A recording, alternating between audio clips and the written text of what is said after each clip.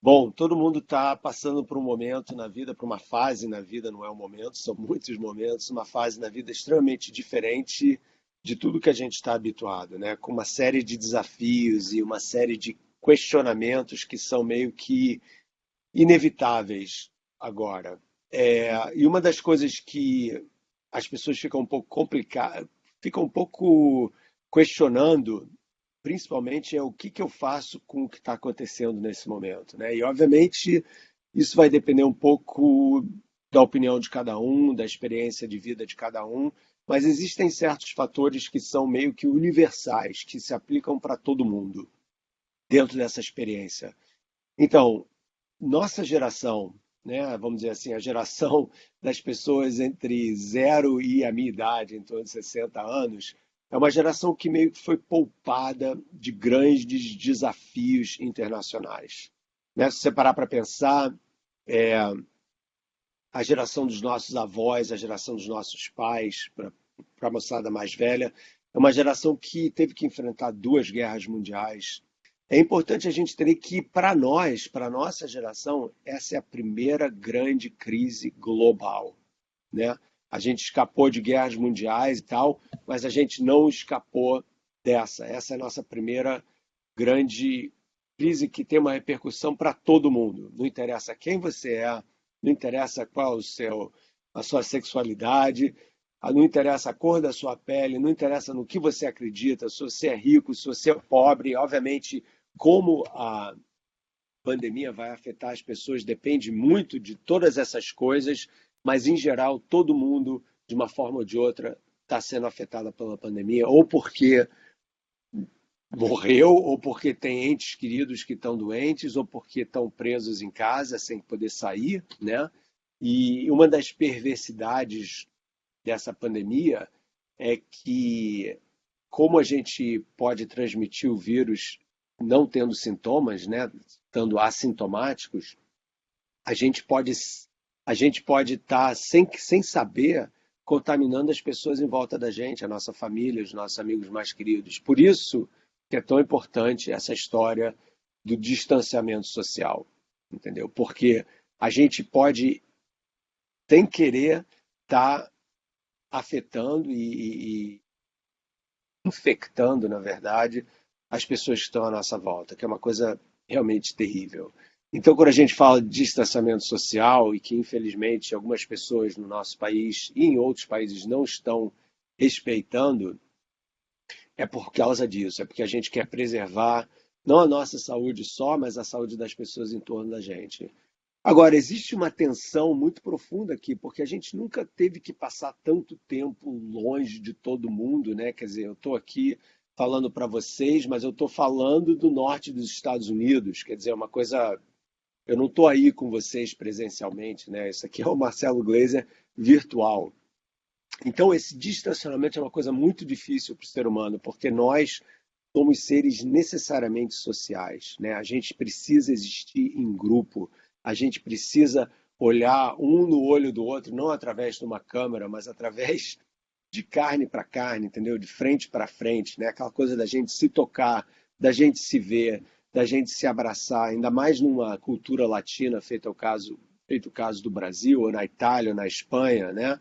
Esses são países que vocês estão vendo o seguinte, são países que estão tendo uma incidência de casos muito grande, né? E o Brasil ele está em ascendência no momento. Quer dizer, eu acho que a situação aí vai ficar um pouco mais complicada, ou muito mais complicada, talvez, daqui a uma semana ou duas, em termos de meados de maio. Então é importante todo mundo estar meio preparado para isso, né? E a gente fica meio desnorteado, né? Porque a gente tem essa quebra de rotina e a percepção do tempo, da passagem do tempo, ela é profundamente influenciada por essa quebra de rotina, né? A gente fica meio sem saber o que fazer, né? Então, por exemplo, as pessoas, eu estou em casa, então eu vou ficar o dia inteiro de pijama e não vou fazer a barba e não vou arrumar meu cabelo, né? Aquela coisa e tal. Vários especialistas estão dizendo que isso não é uma boa, pessoal, que esse negócio de ficar em casa de pijama é péssimo para a cabeça da gente. Por quê? porque você passa a entender a passagem do tempo como uma coisa de, hoje é domingo de manhã, entendeu? Eu vou ficar na minha e tal. E não é domingo de manhã, é segunda, é terça, é quarta, é quinta, é sexta. Então a gente precisa se vestir, porque mesmo que a gente vá trabalhar de casa e ninguém esteja vendo direito o que você está usando e tal, na cabeça da gente, a gente está tão programado para seguir uma rotina profissional no dia a dia, que esse rompimento dessa rotina tem um efeito psicológico bastante negativo. Você fica com uma queda de produtividade, você fica meio sem saber exatamente que horas são, que dia que é, o que eu tenho que fazer, né? Então, você tem que tentar, dentro da medida do possível, manter uma rotina no dia a dia. É fundamental isso. Então, se você está em casa com os filhos, no meu caso, por exemplo, eu tenho 2 filhos que estão sendo escolados em casa, entendeu? E mesmo assim, fora isso, eu dou minhas aulas para 120 alunos no momento online, né? Então, eu preciso ter essa regulagem temporal. Isso é uma coisa muito importante. Então, manter a rotina, manter o controle sobre a passagem do tempo é importante porque assim a gente se empoderiza, entendeu? Se a gente deixar a ausência da rotina, a mudança profunda do dia a dia atuar na cabeça da gente, a gente vai ficar confuso, a gente vai ficar deprimido, a gente vai ficar se sentindo cada vez mais isolado das pessoas e existem muitas pessoas que não têm, eu diria, a sorte de ter a família por perto, e para essas pessoas fica mais difícil ainda você regular essa passagem do tempo, né? Então, é importante a gente entender isso dentro dessa concepção atual da pandemia e também ter uma dose muito grande de paciência. Então, é muito importante a gente estar preparado para entender que essa é uma guerra contra um inimigo que não faz a menor dissociação entre quem você é, da onde você vem e no que você acredita, entendeu? Esse é um inimigo invisível que cá entre nós contribui ou deveria estar contribuindo para a gente fazer uma autorreflexão que é muito necessária nesse momento, no século XXI, de quem nós somos, né? Então, só para concluir, vamos falar um pouco sobre isso, que eu acho muito importante. A nossa relação com o planeta, historicamente, é uma relação predatória, né? Nós, seres humanos, sempre somos os predadores, né? Os parasitas. A gente olha para a natureza não como uma parceira, mas como um objeto de exploração. E por causa disso, o que acontece? A gente está explorando cada vez mais a natureza, achando que a gente pode controlar todos os ritmos naturais.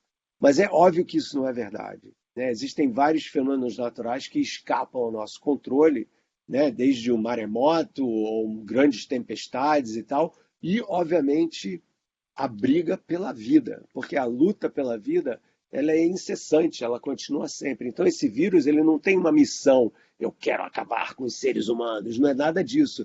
Ele tem a missão de, o vírus, quando se junta com uma célula, se reproduz, e a missão dele é essa, eu vou me reproduzir. Então, a missão essencial da vida é reprodução. Então essa batalha, ela está sempre acontecendo. E o que aconteceu com essa batalha desse coronavírus? Infelizmente, a gente não estava preparado. Ninguém tinha vacina, ninguém tinha anticorpos, a gente não tinha a menor defesa imunológica com relação a isso. Então, pegou a gente de surpresa e mostra a nossa fragilidade enquanto espécie. Então, é importante a gente entender isso, que apesar de tudo que a gente acha que nós somos o máximo, entendeu? Nós continuamos frágeis perante a briga da vida, né? E isso é uma coisa que a gente deve entender todo dia. Por quê? Porque isso gera uma certa, ou deveria pelo menos gerar uma humildade na nossa relação com os outros seres vivos. Um vírusinhos aí está mostrando o quanto nós não temos o poder sobre ele, né? E todas as outras formas de vida e a nossa relação com o planeta, que tem que deixar de ser parasítica para ser uma relação construtiva, uma relação simbiótica, da gente entender quais são os nossos limites, quais são os limites de exploração do planeta, de forma que a gente possa juntos, nós como espécie, a tribo humana, e não as várias tribos que a gente se divide o tempo todo, a tribo humana possa sobreviver e manter uma qualidade de vida que é sustentável, entendeu? Para nós e para o planeta, porque o planeta Terra não está nem aí para a gente, entendeu? Existe há 4 bilhões e meio de anos, mas nós, sem esse planeta, a gente não existe. Então a gente tem que respeitar a nossa dependência do planeta e entender a nossa codependência, como nós todos dependemos uns dos outros, nós seres humanos, nós somos uma grande colmeia humana e por isso cada um de nós tem uma função fundamental. Cada um de nós pode ser um agente de mudança, cada um de nós pode entender que ele ou ela pode sim fazer uma diferença profunda, não só na vida pessoal, mas na vida das pessoas que estão em torno da gente e, essencialmente, na vida de todo mundo nesse planeta. Porque, obviamente, nós somos um só e essa crise está demonstrando isso de uma forma muito óbvia e muito profunda e eu espero de uma forma transformadora também.